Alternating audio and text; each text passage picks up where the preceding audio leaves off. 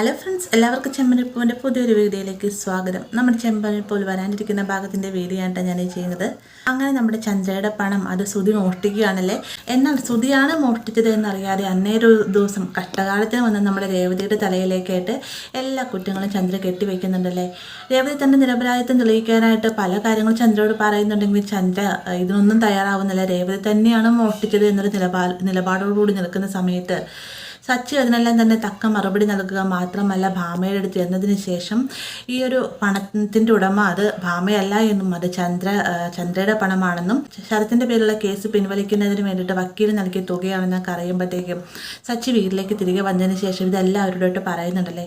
ഇതറിയുന്ന സമയത്തും ചന്ദ്ര തൻ്റെ കുറ്റം സമ്മതിക്കാൻ തയ്യാറാവുന്നില്ല. ശരത്തിൻ്റെ നന്മയ്ക്ക് വേണ്ടിയിട്ട് താൻ രക്ഷിക്കാൻ ശ്രമിച്ചതാണെന്നും അതിന് വേണ്ടിയിട്ട് കിട്ടിയൊരു പാരിതോഷികമായ തുകയാണെന്നൊക്കെ പറഞ്ഞുകൊണ്ട് തൻ്റെ ഭാഗത്തെ ന്യായീകരിക്കാൻ ശ്രമിക്കുകയാണല്ലോ ചന്ദ്ര. ആ ഒരു സമയത്തും സച്ചി പറയുന്നത് രേവതിയുടെ നിരപരാധിത്വം തെളിയിച്ചു എന്നായിരിക്കട്ടെ, പക്ഷേ ഇത് മോഷ്ടിച്ചത് ആരാണെന്ന് അറിഞ്ഞാൽ മാത്രമാണ് ഇതിന് പൂർണ്ണത എത്തുകയുള്ളൂ. അതുകൊണ്ട് ഇത് എങ്ങനെയും കണ്ടെത്തണമെന്നും പറ്റുമെങ്കിൽ പോലീസ് സ്റ്റേഷനിൽ ഭാമാനിനെ കൂടെ തന്നെ നിർബന്ധിച്ചൊരു പോലീസ് കേസ് കൊടുപ്പിക്കണമെന്നൊക്കെ സച്ചി പറയുമ്പോഴത്തേക്ക് പെട്ട അവസ്ഥയിലായി പോകും നമ്മുടെ ശ്രുതിയാണല്ലേ. അങ്ങനെ ഈ ഒരു കേസിൽ നിന്ന് പിൻവാങ്ങണമെന്നാണ് നഷ്ടപ്പെട്ട 2 ലക്ഷം രൂപ തിരികെ കിട്ടിയാൽ മാത്രമേ ശരിയാവുകയുള്ളൂ എന്ന് മനസ്സിലാക്കിക്കൊണ്ട് തന്നെ ശ്രുതി തൻ്റെ താലിമാല വിട്ടതിന് ശേഷം ഭാമയുടെ കൈകളിലേക്ക് ഒരു പണം ഏൽപ്പിക്കുന്നുണ്ട്. പണം ഏൽപ്പിച്ചതിന് ശേഷം ശ്രുതി അവിടെ നല്ല പിള്ള ചമ്മയാകുന്നത്. ശ്രുതി ഭാമയോടായിട്ട് പറയുന്നുണ്ട്, വീട്ടിൽ മൊത്തത്തിൽ പ്രശ്നമാണ്, ഒരു സമാധാനത്തോടെ ഉറങ്ങാൻ പറ്റുന്നത് മാത്രമല്ല ആൻറ്റി ഏത് നേരത്തെ രേവതിനെ കുറ്റപ്പെടുത്തിയാണ് സംസാരിക്കുന്നത്. രേവതിയെപ്പോലെ നല്ലൊരു പെൺകുട്ടിയെ ഒരിക്കലും കുറ്റപ്പെടുത്തുന്നതിനോട് എനിക്ക് താല്പര്യമില്ല. അവളുടെ ഭാഗത്ത് ന്യായമുണ്ട്. അവളെല്ലാം മോഷ്ടിച്ചത് എനിക്ക് നല്ല രീതിയിൽ തന്നെ അറിയാം. അതുകൊണ്ട് തന്നെ ഈ ഒരു പണം തിരികെ കിട്ടിക്കഴിഞ്ഞാൽ ആൻറ്റിക്ക് അവളോട് ദേഷ്യം ഒതുങ്ങുക മാത്രമല്ല പ്രശ്നം മൊത്തത്തിലൊന്ന് ഒത്തുതീർപ്പാവും. അതുകൊണ്ട് തന്നെ പണം ഷെൽഫിൽ നിന്ന് തന്നെ കിട്ടി എന്നും പറഞ്ഞുകൊണ്ട് ചന്ദ്രാനിനെ വിളിച്ച് പറയണം എന്നൊക്കെ ഭാമയോട് പറയുമ്പോൾ ഭാമയ്ക്ക് ഭയങ്കര സന്തോഷമാവുന്നുണ്ട്. കാരണം താൻ തിരഞ്ഞെടുത്ത് നൽകിയൊരു മരുമകളാണ് ചന്ദ്രയ്ക്ക് വേണ്ടിയിട്ട് ശ്രുതി.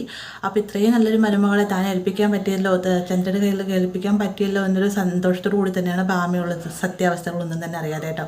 എന്നാൽ ശ്രുതിയാണ് ഈ നഷ്ടപ്പെട്ട 2 ലക്ഷം രൂപ തിരികെ നൽകിയെന്നുള്ള സത്യം ഭാമയിലൂടെ രേവതി അറിയുന്ന സമയത്ത് ഇതിൽ എന്തൊക്കെയോ ഒരു കള്ളത്തരങ്ങളുണ്ടെന്ന് രേവതിക്ക് തോന്നുന്നുണ്ട്. രേവതി ഒരു കാര്യം സച്ചിയോട് പറയും, സച്ചിയും ഇതേ രീതിയിൽ തന്നെ പറയാണ്, നിനക്ക് നിൻ്റെ ഒരു തുള്ളി കണ്ണീര് കാണാൻ ഏത് സമയത്ത് ആഗ്രഹിക്കുന്ന അവളൊരിക്കലും ഇങ്ങനെയൊന്നും ചെയ്യുകയില്ല. അതിന് പിന്നിൽ എന്തെങ്കിലും ഒരു നിഗൂഢമായ ലക്ഷ്യം അവൾക്കുണ്ടാവും. ചിലർ തെറ്റ് ചെയ്ത് കഴിഞ്ഞാൽ തെറ്റ് മറയ്ക്കുന്നതിന് വേണ്ടിയിട്ട് ഓരോ കാര്യങ്ങൾ ചെയ്യുന്നത് കണ്ടിട്ടില്ലേ രേവതി എന്ന് ചോദിക്കുമ്പോൾ സച്ചിയാണ് എന്താ ഉദ്ദേശിക്കുന്നത് രേവതി ചോദിക്കുമ്പോൾ അതല്ല, ഞാനിപ്പോൾ കുറച്ച് പണം മോഷ്ടിച്ചു, ആ ഒരു പണത്തിൻ്റെ പേരിൽ പുറകെ അന്വേഷണം ചെയ്യുന്നത് തീർച്ചയായിട്ടും എൻ്റെ ഉത്തരവാദിത്തമാണ് ആ ഒരു പണം അവിടെ തന്നെ എത്തിക്കുന്നത്.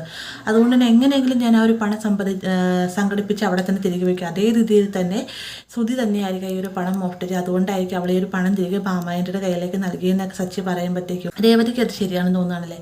അങ്ങനെ ഈ ഒരു കാര്യം ഉറപ്പിക്കുന്നതിന് വേണ്ടിയിട്ടാണ് നമ്മുടെ ശ്രുതി വെള്ളം കുടിക്കാനായിട്ട് അടുക്കളയിലേക്ക് വരുന്ന സമയത്ത് രേവതി ശ്രുതിയോട് താങ്ക്സ് പറയണം, ഭാമാനെ ഇതേക്കുറിച്ച് സംസാരിച്ചു എന്നൊക്കെ പറയുമ്പോഴത്തേക്കും ശ്രുതിക്ക് ഒരു ഷോക്കാവുന്നുണ്ട്. അതെല്ലാം നമ്മൾ ഇന്നത്തെ പ്രമോയിൽ കണ്ടതാണ്. അപ്പോൾ ശ്രുതിയുടെ ഓരോ മാറ്റവും നമ്മുടെ രേവതിയും വർഷയും ശ്രദ്ധിക്കുന്നുണ്ട്. ശ്രുതി അവിടെ നിന്ന് പോയതിനു ശേഷം വർഷ രേവതിയോട് പറയുന്നുണ്ട്, എന്തൊക്കെയോ കാര്യങ്ങൾ എന്തായാലും ശ്രുതിച്ചേച്ചി മറച്ചു വെക്കണം കാര്യം ഉറപ്പാണ്. കാരണം രേവതി ചേച്ചി പറഞ്ഞ സമയത്ത് പ്രതീക്ഷിക്കാതെ കേട്ടതുകൊണ്ട് തന്നെ ശ്രുതിച്ചേച്ചിക്ക് ഒരു ഷോക്കായിരുന്നു. മിക്കവാറും ഇവർ തന്നെയായിരിക്കും ഈ പണം മോഷ്ടിച്ചത് എന്നൊക്കെയാണ് വർഷയും പറയുന്നുണ്ട്. അപ്പോൾ ഈ ഒരു ശ്രുതിയുടെ മുഖത്തുണ്ടായ പാവവും അതുകൊണ്ട് ശ്രുതിയാണ് പണം മോഷ്ടിച്ചതെന്നുള്ള കാര്യം സംശയമുണ്ടെന്ന് വർഷ പറഞ്ഞത് എല്ലാം കൂടെ കൂട്ടി യോജിപ്പിച്ചുകൊണ്ട് നമ്മുടെ രേവതി സച്ചിയോട് എല്ലാ കാര്യം തുറന്ന് പറയുന്നുണ്ട് കേട്ടോ.